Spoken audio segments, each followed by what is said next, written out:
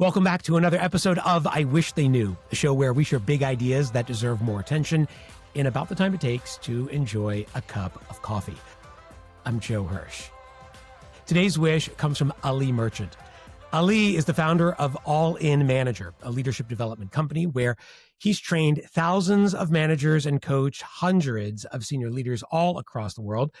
And he is the author of a brand new book by almost exact same name, The All-In Manager, Be a Better Leader Today, Not Someday. And this is a great book. You are going to love this, and I can't wait to get into it today. Ali, welcome to the show.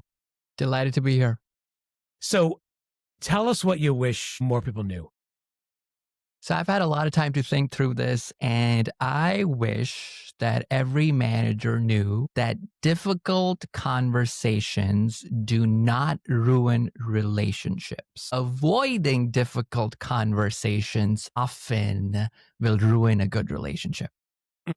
And so I do want to get into that with you today, how these difficult conversations can be made just a little bit easier and more effective for everybody, including the manager.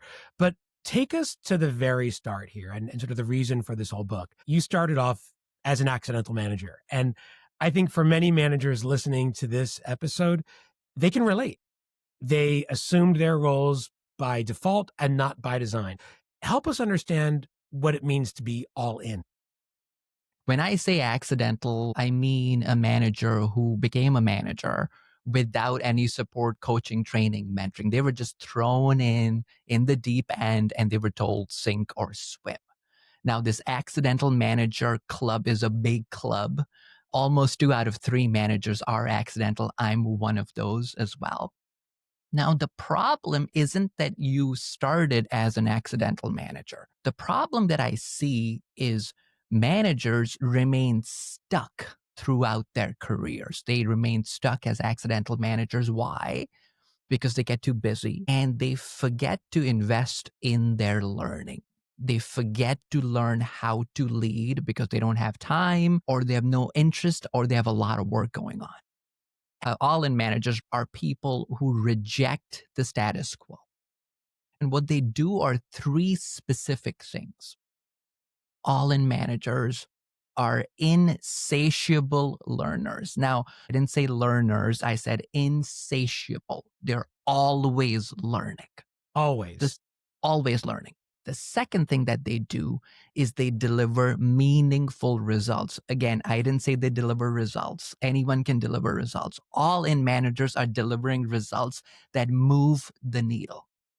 And the third thing that they do really well is they personally care about their team. In all my travels across the world, what I've seen is you can't have 1 or 2 out of the 3. You need all 3 if you want to go all in.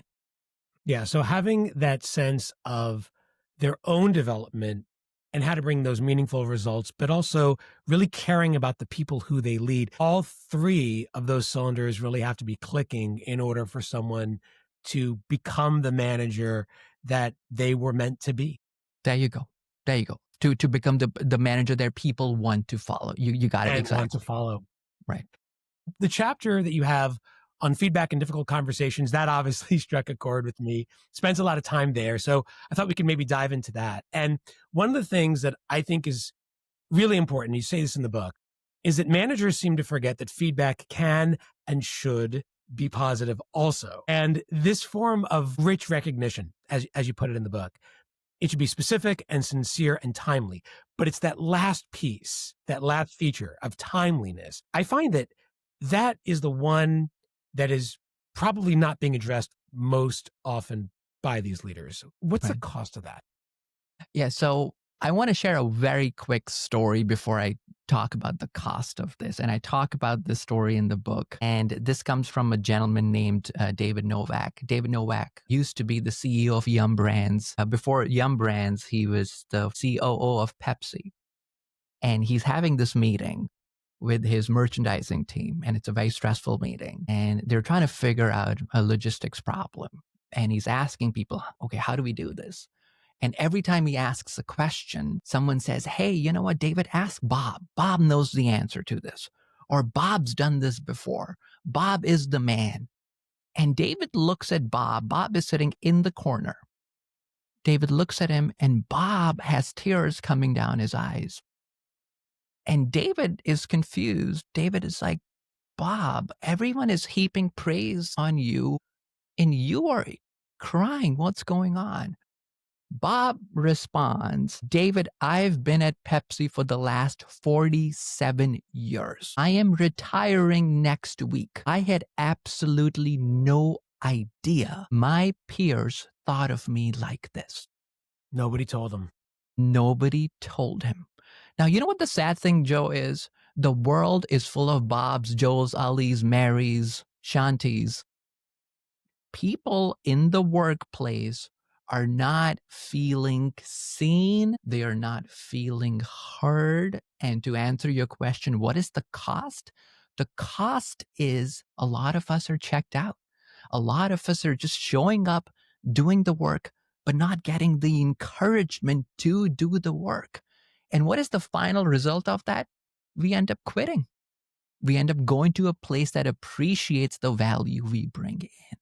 The other cost is lack of innovation that shows up as well in this. And the answer is simple. The answer literally costs you no money.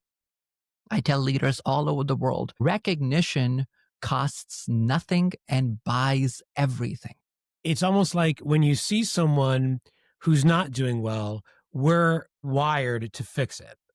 But if only we would take a moment to frame those successes, that would be as easy as being corrective, catching people doing the right thing as opposed to just the wrong thing. Like you said, costs nothing, buys everything. And I love what you just said, catching people. That's a great phrase, because we've all, grown up catching people doing wrong things, but we hardly catch people doing right things. So there are people out there who would really just prefer to avoid giving corrective feedback altogether, and just hope that things get better by themselves or that the issue goes away. It rarely does. And as you say in your book, and I think it's very true, your employees won't change unless you do. So for the manager out there who wants to change the way he or she is sharing feedback, but doesn't really quite know how to start, what would you say? Yeah, I would say don't beat yourself up. You're not alone. A lot of managers don't want to have those difficult conversations. What I would advise your audience is you want to reframe your relationship with the word feedback. Feedback has this big negative connotation to it, right? It's like doom and gloom, and I'm going to upset someone. It's going to be difficult and blah. It comes with a lot of baggage, unfortunately. What I would tell you, the listener, is instead of thinking of feedback as a doom and gloom situation, think of it as just having a helpful conversation with someone. That's all as a good manager, what are you really doing? You are sharing helpful information to help me grow. That's all you're doing. So that's the first part. Think of it as helping someone. And I think most of us are good, kind, helpful people. That's the first thing I would advise you to do. The second thing, and let's kind of get into the tactics here a little bit. The second one is a little counterintuitive. And I learned this from an incredible executive coach of mine years back. I would get a lot of feedback from her, a lot of constructive feedback from her. And what she would do is before sharing feedback with me, she would say, hey, Joe, I am noticing a couple of things about XYZ. What's a good time for me to talk to you about XYZ? That request, that invitation to share that feedback, that creates a level field between you and the recipient. Now, with that being said, did my heart skip a beat? Sure, it did. Yeah. But, I was ready for it. So I would say, I don't care if you're the CEO, ask for permission. That's really important. And then the third thing I would say, which is a mistake we've all made, and Joe, maybe you've made this as well, which is instead of sharing an observation of the behavior, we end up sharing a judgment. Joe, you need to be professional. You need to be strategic. You need to be more visible. Those are judgments. I don't know what you mean when you say I need to be more professional. A better way of doing that is talking about the behavior. So if Joe, let's assume you're a direct report of mine and you've been coming late to all my meetings, instead of saying, Joe, you need to be more professional, maybe I say, hey, Joe, when you show up to our meetings 20 minutes late, I worry that the client might question the quality of our commitment or the quality of your work. I'm trying to get a little specific here versus attacking your character. So Mhm. the thing that I teach people is don't judge me. Just share a specific observation of my behavior and the conversation might get a little less scary. I think that's a great point. I think applying the same degree of curiosity, of asking, well, can you tell me why you're coming late? Like, is there something going on that I should know about? Because again, that ask, don't assume mindset, that's also a critical shift for managers. Right. And you have no idea why I've been coming late. Maybe my wife is sick. Maybe my husband's sick. Maybe my dog is sick. Who knows? And by the way, this is not a one-off thing. And I love this idea of curiosity. I talk about it in the book, lead with curiosity over judgment. Yes. Right. And it makes it easy. The other person is also invested in the conversation because they're like, my boss is actually asking me a question. But for the folks who are listening, when you ask, you got to listen Yeah. as well. Yeah. Right. Don't Yeah. forget. There's a part two to that. There's Yeah. a part two. Correct. So managers need feedback too. They don't just share it. But when they're not getting enough of it, it could be that they're the problem. So what do you think managers who aren't getting feedback are doing wrong? And what do you think they could do to fix it? Right. So I talk about this in the book. You're not going to grow because you have blind spots. And the only way to bust your blind spots is to ask people about your blind spots. Who knows about your blind spots better than you do your direct reports? So I would kind of parse the question a little bit. If you want to get, as a manager, get feedback from your direct reports, if you want them to tell you the truth, you have to make it easy for them to tell you the truth. How do you do that is the question. What you do is, number one, please stop asking, do you have any feedback for me? Or what feedback do you have for me? You're not Right. going to get very far with that. That's a very open-ended question. In fact, you're putting the onus on me to come up with something. Do you need feedback on your communication styles, your feedback style? I don't know. That's too broad. It's a tall order for the employee to say that to their boss if they have no Right. idea what he or she wants. Right. And what does the employee do? Oh, you're fine. You're great. You're awesome. Yeah. Everything is fine, right? Because I'm Yeah. going to bail on this conversation.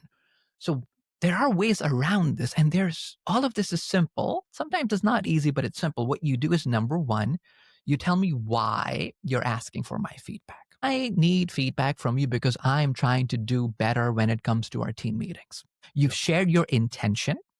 The second thing, what I would do is, instead of asking, what feedback do you have for me? Make your question a little more specific. So, Joe, what is one thing I can start doing differently when it comes to running our team meetings? That's way better than, do you have any feedback for me? Yeah. So specific and targeted. Correct. Now, the third Okay. thing is equally important. When you ask a question, Joe, what is one thing I can start doing differently? Don't just wait for an answer on the spot. Maybe you tell your direct report, Joe, I don't need an answer on the spot. I want you to think about it. And maybe in our next one-on-one, let's discuss it. Now Joe has time to think about it and come back with a really solid response versus, oh my God, you just threw a curveball at me and you're expecting me to give you a rich response in that moment.